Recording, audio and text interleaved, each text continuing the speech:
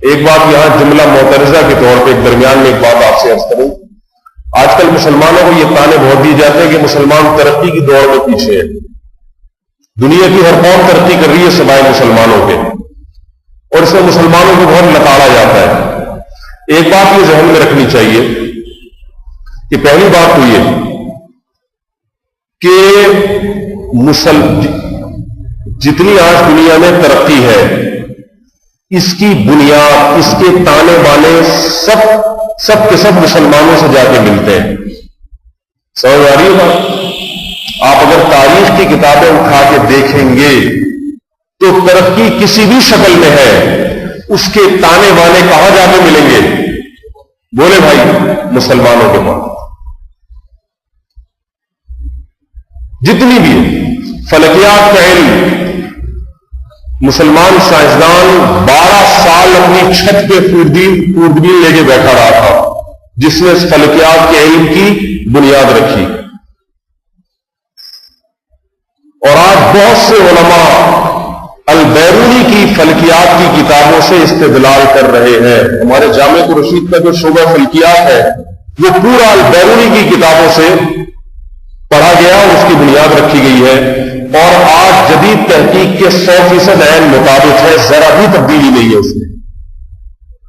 ان مسلمان سائنسدانوں نے کرو ٹریگنومیٹری, دائرے والی ٹریگنومیٹری کی جو مساوات اور ایکویشن ایسی وضع کی ہے کہ انسانی عقل حیران ہے کہ صدیوں پہلے جب انسان کے پاس اتنے وسائل نہیں تھے ایسی ایکویشنز اور ایسی مساوات وضع کیسے کر لی ہیں.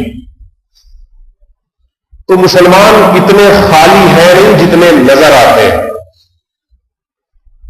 ہوائی جہاز کا پورا نقشہ مسلمان سائنسدانوں کی کتابوں میں آج بھی موجود ہے کہ اگر ایسی چیز بنائی جائے کس طرح کی تو اس کو ہوا میں اڑایا جا سکتا ہے.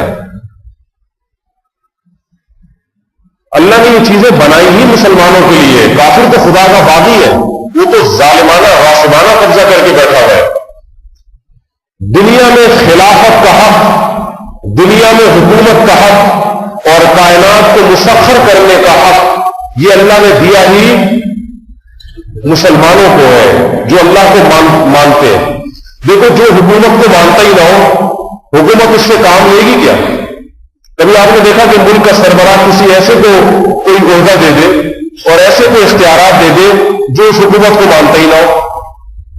وہ تو کبھی ایسا نہیں کرے گا. تو اللہ ایسے کیسا کر سکتے ہیں؟ عدالتی نظام جو ہمارا عدالتوں میں نافذ ہے, انگریز کی عدالتوں میں جو نا, ہمارا بھی وہی ہے, کوئی اتنا زیادہ فرق نہیں ہے, بلکہ ان کا پھر بھی تھوڑا سا اچھا ہے.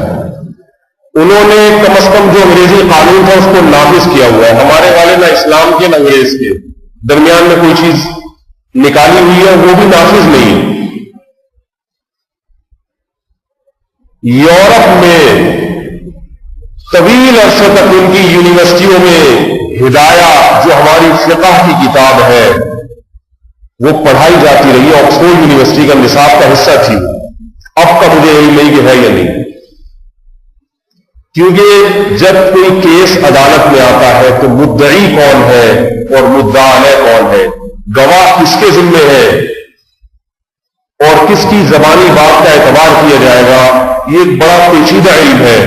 اس پر ہمارے فقہا نے جس طرح سے بحث کی ہے کسی اور نے اتنی بہترین بحث ماضی میں نہیں کی ہے.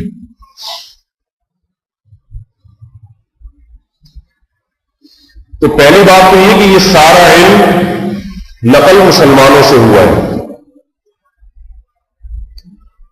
دوسری بات, آج بھی جو مسلمان ترقی میں پیچھے ہے اس میں مسلمانوں کا اتنا قصور نہیں ہے.